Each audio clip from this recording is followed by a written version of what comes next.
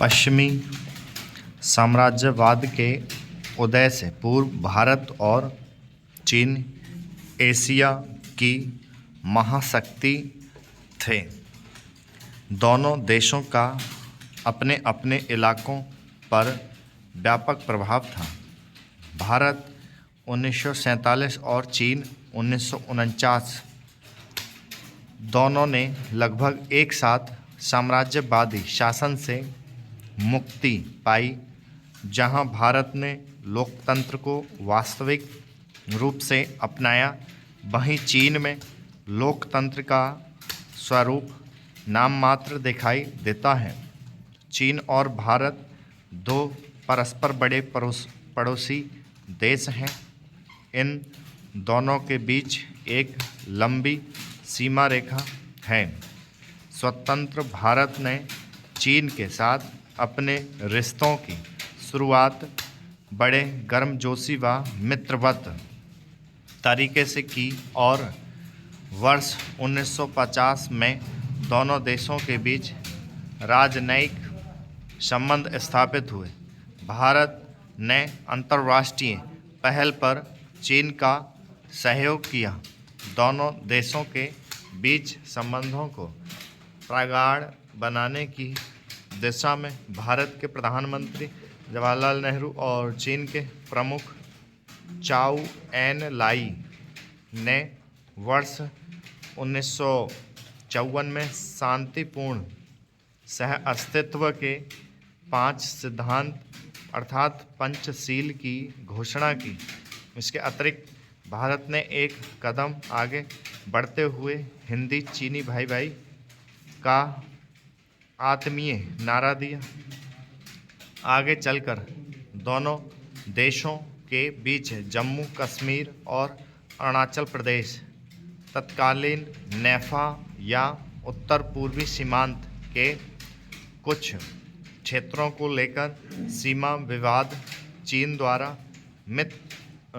द्वारा तिब्बत पर कब्जा, तिब्बती धार्मिक नेता दलाई लामा को भारत द्वारा शरण दिया जाना, आतंकवाद, परमाणु हथियार, वन बेल्ट, वन रोड, चीन पाकिस्तान इकोनॉमिक कॉरिडोर व वर्तमान डोकलाम विवाद आदि दोनों देशों के बीच विवाद और आपसी तनाव के प्रमुख कारण हैं। 1 अप्रैल 2017 को इन राजनयिक संबंधों के 67 वर्ष पूरे हो गए। इन 67 वर्षों के दौरान भारत और चीन के संबंधों में अनेक बार अस्थिरता आई। चीन भारत का पड़ोसी होने के बावजूद अपनी हड़प नीति और विश्व महाशक्ति बनने की महत्वाकांक्षा के कारण हमेशा से भारत के लिए मुश्किलें ही खड़ी करता रहा है। भारत चीन संबंधों में तनाव का कारण सीमा विवाद चीन के वर्ष 1962 में जम्मू कश्मीर में लद्दाख वाले हिस्से के अक्साई चीन और अरुणाचल के कुछ हिस्सों को लेकर आक्रमण करने से दोनों देशों के बीच संबंधों में खटास आई। दोनों देशों के सीमा विवाद की स्थिति अंग्रेज़ों द्वारा निर्धारित सीमा को चीन द्वारा न मानने से उत्पन्न हुई, जबकि भारत का कहना है कि सीमा रेखा का मुद्दा अंग्रेजी शासन के समय ही सुलझाया जा चुका है। चीन का तिब्बत पर कब्जा और दलाई लामा का भारत में शरण लेना। चीन ने वर्ष 1950 में तिब्बत पर नियंत्रण कर लिया, जिसका अधिकांश तिब्बती लोगों ने विरोध किया।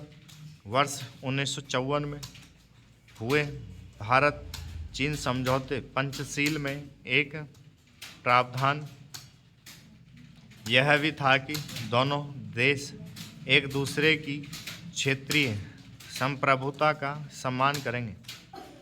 चीन ने इसका अर्थ यह लगाया कि भारत तिब्बत पर चीनी दावेदारी की बात को स्वीकार कर रहा है। चीन ने भारत को आश्वासन दिया कि तिब्बत को चीन के अन्य इलाकों से अधिक स्वायत्तता दी जाएगी। वर्ष 1958 में चीनी आधिपत्य के विरुद्ध तिब्बत में विद्रोह होने के पश्चात तिब्बती धार्मिक नेता दलाई लामा ने भारत में शरण ले ली, जिसका चीन ने भारत पर विरोध जताया और भारत पर आरोप लगाया कि भारत तिब्बत क्षेत्र में विद्रोह को हवा दे रहा है। दलाई लामा को लेकर चीन अभी भी आपत्ति जताता है, जिसका नया उदाहरण वर्ष 2017 में दलाई लामा का अरुणाचल प्रदेश के दौरों को लेकर विरोध जताना है।